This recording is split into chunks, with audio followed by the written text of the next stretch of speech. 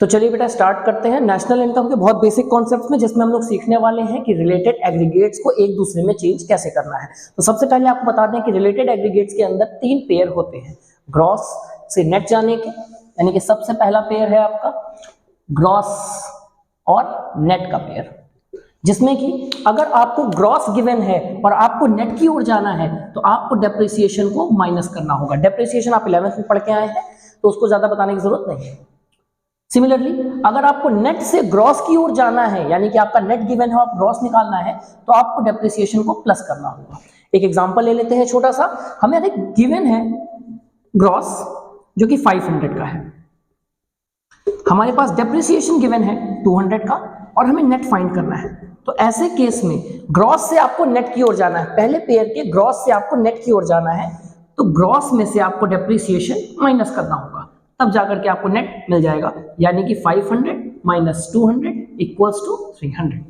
चलिए पहला पेयर खत्म हुआ। आ जाते हैं हम लोग अपने सेकंड पेयर की ओर। अगर हम लोग अपने सेकंड पेयर की बात करें तो सेकंड पेयर हमको देखने को मिलता है डोमेस्टिक और नेशनल का। सेकंड पेयर के अंदर आपको डोमेस्टिक से नेशनल में कैसे कन्वर्ट करना है ये देखने को मिलेगा। तो अगर आपको डोमेस्टिक गिवन है और आप उसमें से नेशनल निकालना चाहते हैं तो आपको NFIA को प्लस करना होगा। ये NFIA क्या होता है ये आपको हम नेक्स्ट लेक्चर में बताएंगे। सिमिलरली नेशनल से अगर आपको डोमेस्टिक निकालना है तो ऐसे केस में आपको NFIA माइनस करना होगा,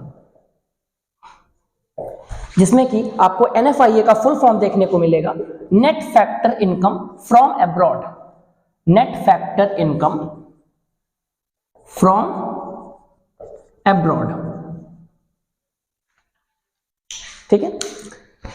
अपने लास्ट पेयर की ओर हम लोग आ जाते हैं। तो हमारा जो लास्ट पेयर है वो मिलता है हमें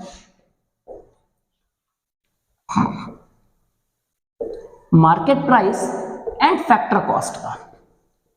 market price and factor cost का, जिसमें कि अगर आपको मार्केट प्राइस गिवन है और आपको फैक्टर कॉस्ट निकालना है, ऐसे केस में माइनस करना होता है NIT को।